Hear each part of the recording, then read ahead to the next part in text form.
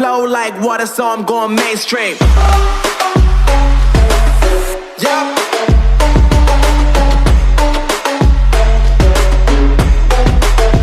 Going mainstream. What's up, Eagles Nation? Welcome to another episode of Eagles Connect. I'm your host, George, and today's episode, we are going to break down the draft. Now, throughout the episode, I will be kind of referring back to Daniel Jeremiah's 150 prospects. Now, if you don't know who Daniel Jeremiah is, he is an NFL analyst that works for NFL Network and a scouting guru. Well respected across the industry, and I also really respect him, and I definitely take his kind of prospects and his rankings very seriously. So throughout this episode, I will be referring a lot to his 150 prospect ranking. So in the first round, I have to say I am excited that we got DeVonta Smith. Now, I know the trade seemed to be kind of like, oh my God, we're going to miss out on Kyle Pitts and Jamar Chase when we trade down to 12. Well, the best part of it is Kyle Pitts and Jamar Chase wasn't even there at 6. So it just made that trade 100 times better. Not only that, we got a first round pick, and we traded with the Dallas Cowboys for that 10th pick, and we only gave up a third. So we basically traded a third for a first next year, which is absolutely best case scenario. And we got DeVonta Smith, which is actually my third favorite out of the group. Now, I know a lot of people rank DeVonta Smith as the number one wide receiver, and I get it. But I actually had Kyle Pitts, Jamar Chase, DeVonta Smith. But for us to get him at 10, it was an absolute phenomenal move by Howie Roseman. Traded with the Dallas Cowboys. We gave up a third to kind of beat out the Giants because everyone knew the Giants were interested in DeVonta Smith. And I really, really, really love this pick. It's finally, Eagles got it right in day one, and they drafted DeVonta Smith, which is A++ for me. I know a lot of people are saying they're concerned about his size. I want you guys to do me a favor.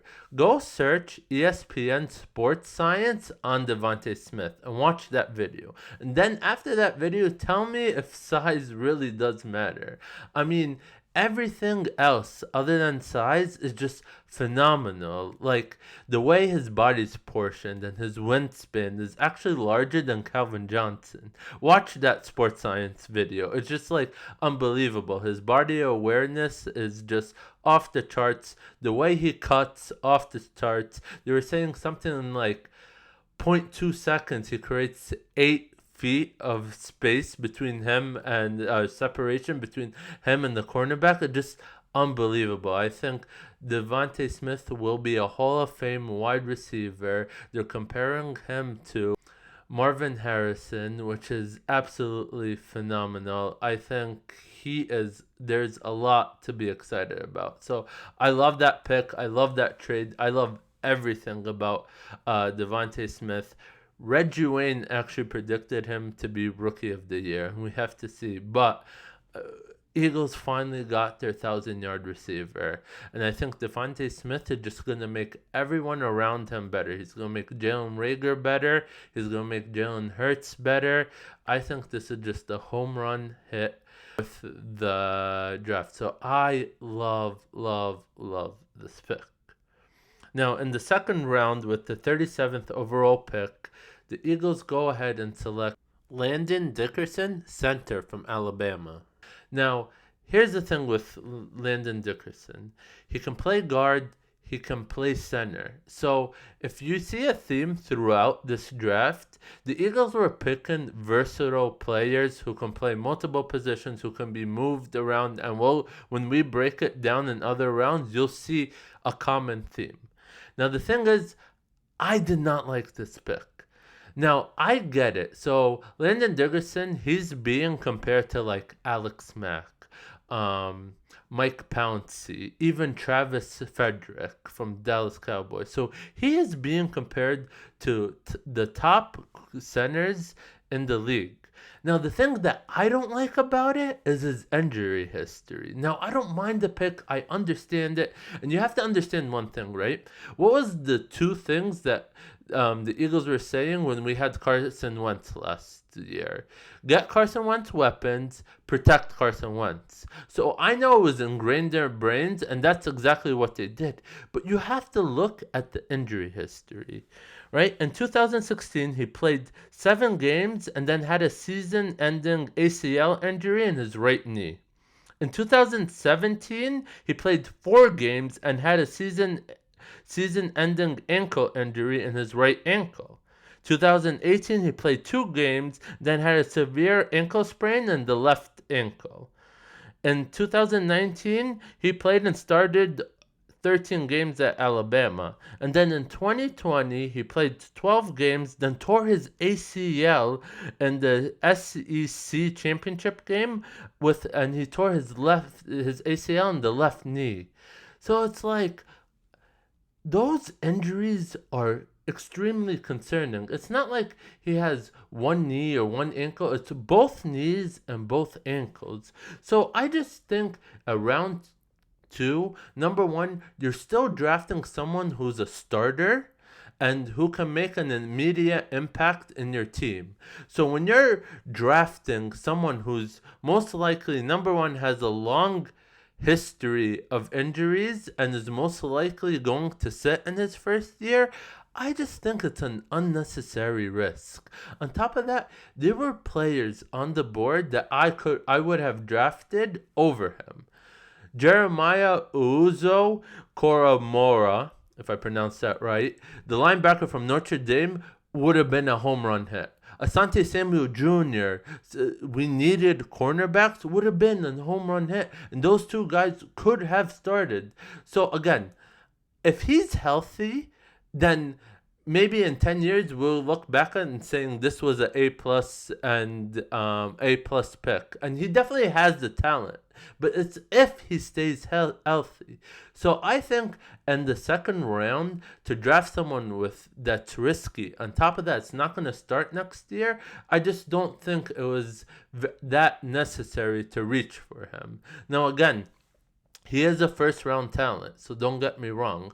Also, maybe what the Eagles were thinking is they wanted him to kind of meet Jason Kelce, meet Brandon Brooks, and Jason Kelce might not be there next year. They're saying he's probably going to retire next year. So maybe if he can just work with them and learn from them. So I get the pick.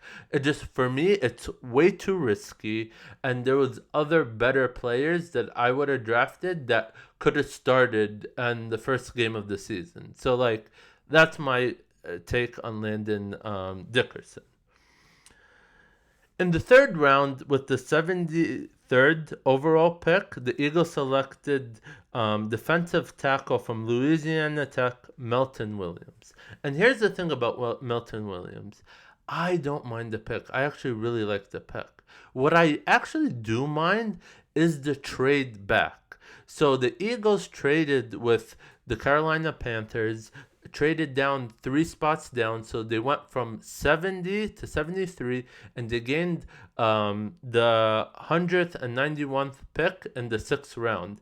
And we had 3 6th-round picks. Why trade down for another 6th-round pick? What are you going to do with four 6th-round picks? So I did not like the trade at all. And honestly, I think Senior Director of Player Personnel, Tom Dunho, that's what he was pissed off of. And that's why, I know everyone saw the videos, I think that's what ticked him off. Because I honestly think those 3 spots, we lost players that we could have had.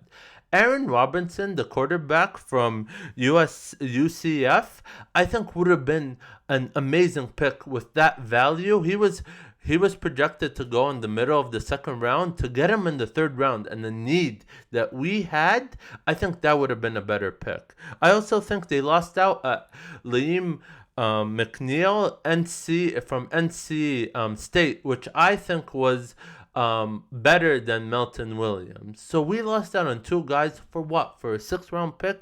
Did not make sense at all. Now, Milton Williams is an athletic freak, so don't get me wrong. And Daniel Jeremiah actually ranked him 72 overall. So he was drafted right where he was supposed to be drafted, and he had an extremely impressive pro day. So if you look at him, he actually, and again, we're looking at versatile players, and that's what the Eagles were picking. So he played in the 3-4. He could play tackle as well as defensive end, so it allows him to kind of rotate around the line, but he is a rotational player as well. So I think he's going to play behind Fletcher Cox, and then hoping that when Fletcher Cox retire, Milton Williams be ready to take over that role. Again, in day 2, I don't like drafting people that we're still developing. I would have preferred to draft people that are players that will make an immediate impact. Now, when we get to the 4th round, I honestly think this is where Howie kind of took a step back and allowed his scouting department to take over. Because after the 4th round, I mean, we made some really good picks. So we started off with the 4th round with the 23rd overall pick. We picked Zech McPhearson, cornerback from Texas Tech. And let me tell you something. This, at the 4th round, he's an absolute steal. Now, Daniel Jeremiah ranked him 85 overall and 11th best cornerback. And he was actually ranked ahead of majority of the cornerbacks picked in the 3rd round. So the value is just unbelievable. I think they got a cornerback that maybe won't start, but will definitely compete for the cornerback position. Now, I do think that the Eagles either trade or sign someone like Steven Nelson to compete with Zech McPhearson, but there's a lot to like about Zech McPhearson. He is actually one of the best coverage corners in the class. According to Pro Football Focus, McPhearson finished top 4 in zone coverage since 2019 and top 4 in single coverage last season. So Zech McPhearson is just a great value at the 4th round. Now, when you look at the 5th round, this pick has to be my favorite pick after DeVonta Smith. So in the 5th round, with the 150th pick, the Eagles select Kenneth Gainwell, running back from Memphis. Now, Gainwell is Fletcher Cox's cousin. So Daniel Jeremiah ranked him 78th overall and best 5th running back in the draft. That is just unbelievable for the 150th pick. So now, again, we're sticking to versatile players. So Gainwell is actually more, I would say, a receiver than a running back. So I think he's a receiver that can play running back. And I think the best part of it is you can line him up in the slot and you can use him as a receiver. Not only that, I think he's going to be a really good dump-off option for Jalen Hurts. Now, if you look at him, if he lines up at receiver, he is actually a really good route runner. I think we just added another receiver and another weapon for Jalen Hurts that complements Miles Sanders perfectly. And I really do think Nick Sirianni has built his running back group just exactly how he had it in Indiana, where Gainwell will play the Nyheim Hines role in the running back group, and everyone's comparing him to Austin Eckler. So I really do think that if now you have Jalen Hurts that's actually a running quarterback, you have Miles Sanders, and now you have Gainwell, you could do so many schemes and you can confuse the defense with them. So I think this is actually my second favorite pick after DeVonta Smith. In the 6th round, and the 189th overall pick, the Eagles selected defensive tackle from USC, Marlon Tuipulotu. I hope I pronounced that right. And I think this is actually another home run hit. It's just really good value. Daniel Jeremiah had him ranked 125, and we got him at 189. Not only that, sixth best defensive tackle at 6'2", 307 pounds. He's a 3-year starter. He had 15 tackles lost, 8.5 sacks in 33 career games. And he can play, again, both 3 technique as well as nose tackle. So I think this is just great value in the 6th round. And the next pick was the 6th round, 191th overall. We got Taron Jackson, edge from Coastal Carolina. I think he's another good pick. I think he's going to need a little bit more development. But at 6'2", 245 pounds, Jackson is a bit undersized. Now, however, he produced 188 tackles, 42 of them were for loss, 24.5 sacks, and 6 forced fumbles during his college career. So he definitely can produce, and they're hoping that they can develop him at the edge. Now, in the 6th round, it gets interesting because in this pick, in the 224th pick, they got JaCoby Stevens, their safety out of LSU.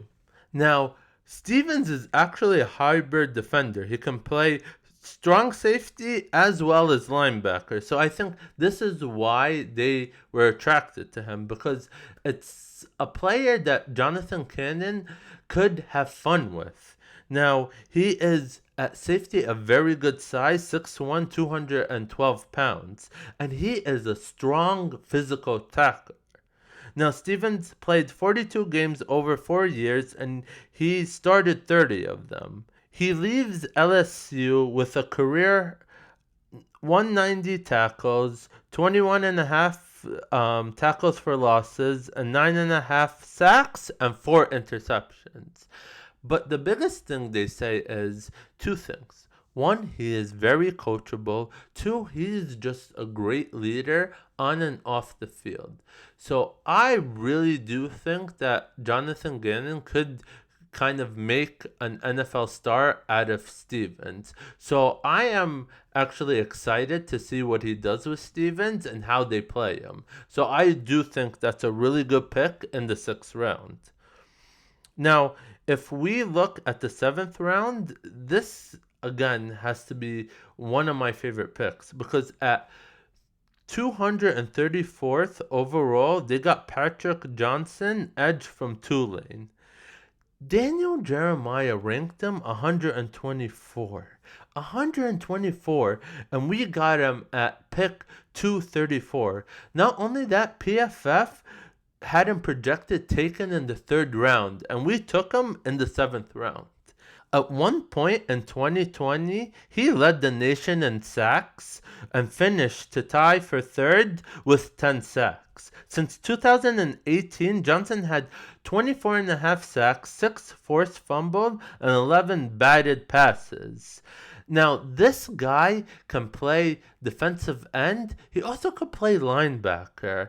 And I think what Jonathan Gannon is going to use him as, he's just going to be a front 7 type of guy where you could just put him anywhere in the field to go get the quarterback. So I really love this pick. Now, another thing that I find very interesting is a lot of NFL analysts compared him to Derek Barnett.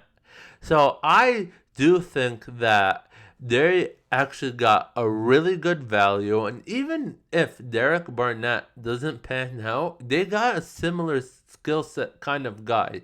So I really like this pick in the 7th round. So after day 3, I really thought that all the picks they did was just phenomenal. Now, if I had to give a grade throughout the whole draft, I would give it a B. And the only reason I would give it a B and not an A is because of day 2.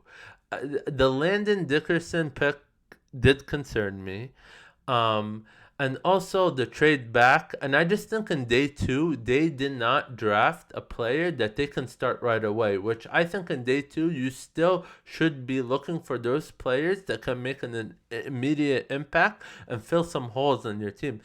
But overall, very pleased. Give it a B. I would have liked to see them address the linebacker position a little bit as well, which I don't think the Eagles, I mean, they haven't showed me in the past that they care for that position.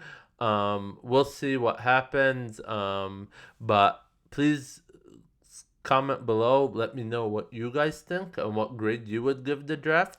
As well as always, follow me on Instagram as well as Twitter, and please subscribe. Turn your notification on so you know when a video comes up. Until next time, this is George.